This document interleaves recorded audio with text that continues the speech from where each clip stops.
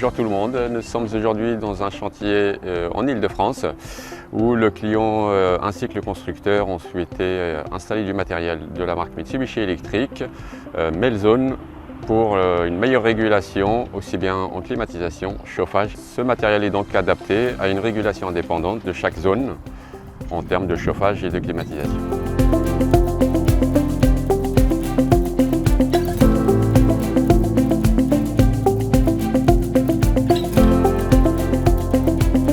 Nous avons ramené le gainable à l'étage. Nous allons commencer par déballer l'appareil afin de mesurer les entraxes des points de fixation pour voir dans quelle position il va se trouver dans les combles. Voilà. Donc vous constaterez qu'il y a deux points de chaque côté de fixation que l'on voit ici, là-bas et à l'opposé. Donc c'est un appareil gainable isolé M1, donc classe anti-feu. Et l'avantage c'est qu'il n'est pas très encombrant, donc ça nous facilite un peu plus les emplacements possibles. Donc je prends des mesures, à savoir qu'on va avoir une isolation par-dessus une isolation des combles de 40 cm. Donc il faut pouvoir laisser la place, suspendre l'appareil assez haut pour laisser la place pour la réalisation de l'isolation. Du coup on est parti sur la partie centrale de la toiture pour pouvoir l'intégrer au plus haut en tenant compte des 40 cm d'isolation du plancher.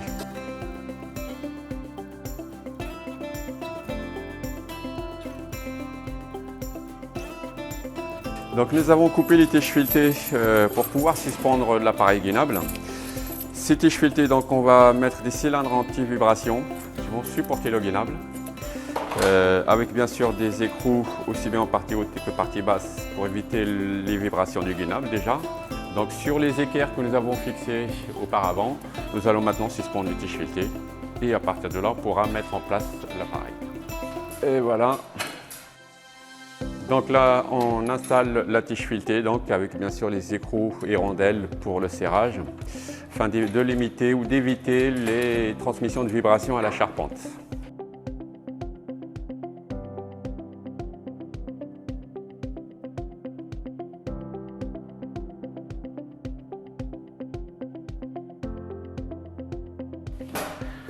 Moi je le tiens et accroche ton côté, voilà.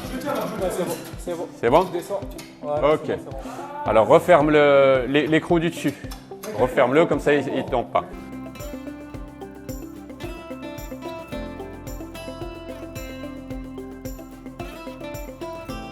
On va procéder à la mise à niveau de l'appareil. Donc il faut mettre l'appareil à niveau du fait qu'on a le bac à condensat pour éviter qu'il déborde d'un côté ou de l'autre et que l'évacuation se fasse correctement. Donc on va régler du coup sur les tiges filetées le bon niveau de l'appareil.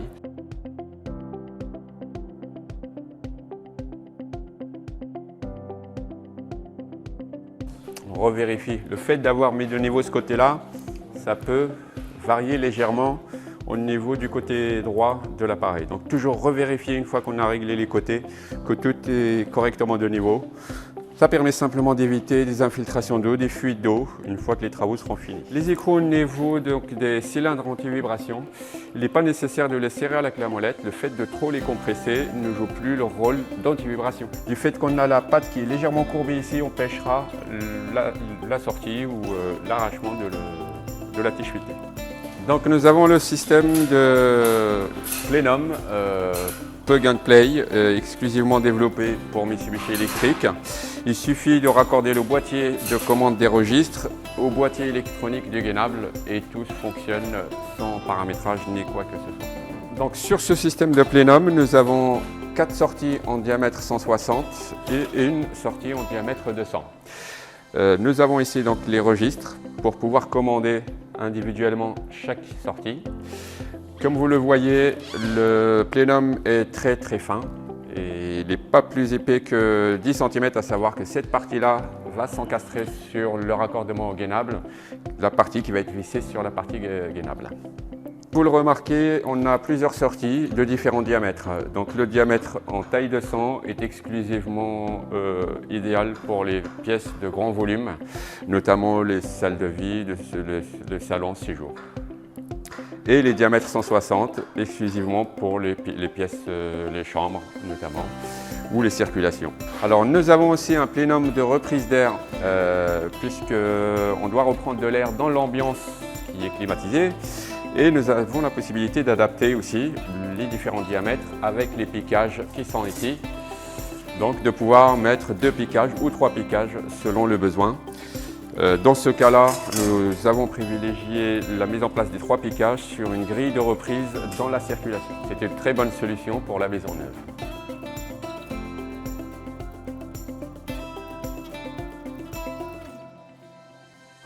Donc nous procédons à l'installation du plénum de soufflage, comme vous le voyez.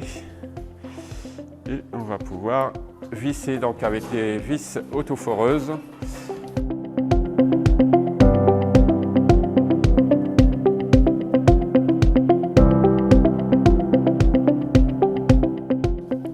Donc nous avons le plénum de reprise d'air qui va être installé au niveau de la reprise des gainables, sans oublier de retirer les filtres de série avec le gainable, étant donné que nous allons installer des grilles porte-filtres, puisque une fois que le plénum sera posé, nous n'allons plus avoir accès à ce filtre fourni de série. Nous procédons donc à l'assemblage des piquages. Ces éléments-là s'appellent des piquages sur le plénum que nous allons visser afin qu'ils ne puissent plus bouger. Voilà.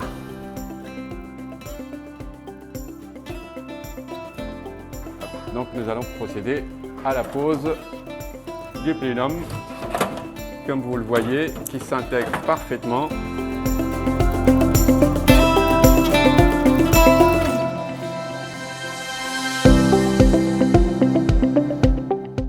Nous allons réaliser les percements pour le passage des lignes frigorifiques ainsi que les gaines d'acheminement d'air chaud ou d'air froid vers le rez-de-chaussée.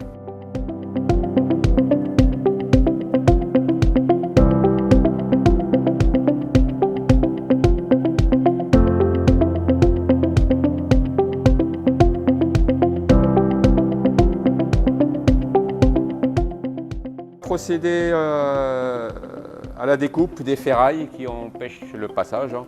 Donc à savoir que ceci ne fragilise pas du tout la dalle, c'est simplement pour pouvoir passer, à savoir que ces tiges sont de diamètre 6 alors que les tiges principales sont de diamètre 8. Et voilà, on a notre passage complet. Donc maintenant que le passage est réalisé vers le rez-de-chaussée, dans le futur nous aurons donc un coffrage qui va monter toute hauteur jusqu'au plafond pour le passage de nos gaines vers le rez-de-chaussée.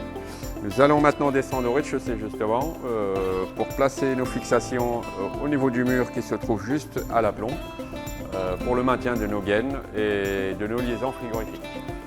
Donc nous sommes au rez-de-chaussée où nous voyons notre passage depuis le premier étage sur lequel nous allons réaliser un chemin d'embase pour le maintien des lignes frigorifiques qui vont descendre dans le vide sanitaire par ce passage-là et sortir sous le vide sanitaire vers le groupe extérieur.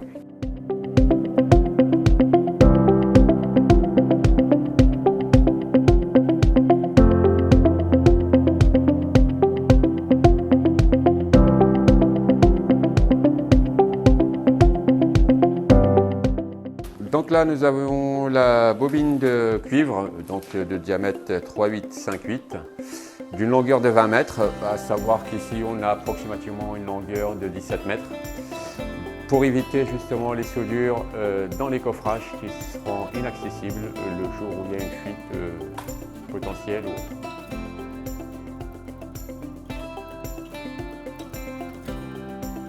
Il faudra dérouler et passer par le passage, les deux différents passages, le sous-sol, le vide sanitaire, et puis aller jusqu'à l'appareil gainable. Et de cette façon, nous n'aurons aucune soudure sur la ligne frigorifique entre le groupe et le gainable. À savoir que la couronne se déroule et non pas se tire comme un accordéon. Donc nous allons tout simplement aplatir le bout de la couronne et on déroule pour que les lignes frigorifiques soient droites et alignées.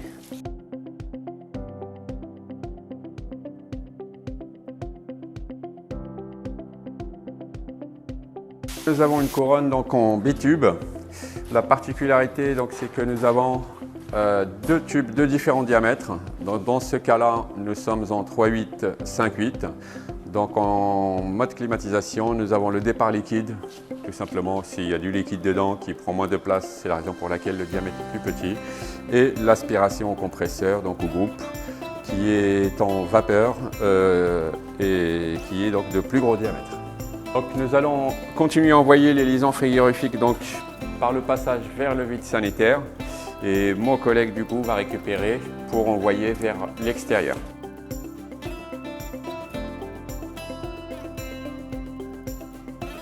Ok. Donc voici les liaisons frigorifiques. Donc on garde bien sûr un peu plus de mou que besoin parce que selon la dalle et selon l'emplacement, à savoir qu'ici donc nous allons par la suite rajouter une gaine pour protéger les liaisons frigorifiques et électriques. La partie électrique donc, sera envoyée prochainement. Et nous allons remonter à hauteur de l'appareil qui serait apparemment par là. Donc on va faire un petit cintrage léger pour l'instant. Et quand on aura protégé avec une gaine les tuyaux et les câbles, on pourra du coup mieux cintrer, coller les tuyaux contre le mur avec des fixations sur la hauteur. Donc ayant terminé le passage des liaisons frigorifiques vers l'extérieur, nous allons maintenant les monter au-dessus du faux plafond. On les laissera en attente le temps de passer la partie électrique, interconnexion et alimentation électrique vers le groupe.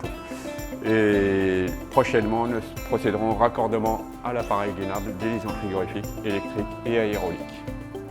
Donc on va procéder au déballage des gaines. Donc ce sont des gaines de longueur de 10 mètres.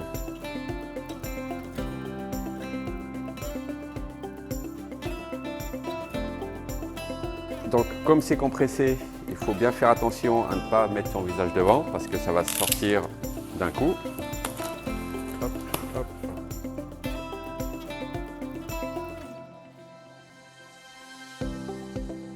Et puis donc, alors tiens Marc, on va tirer dessus pour détendre la gaine.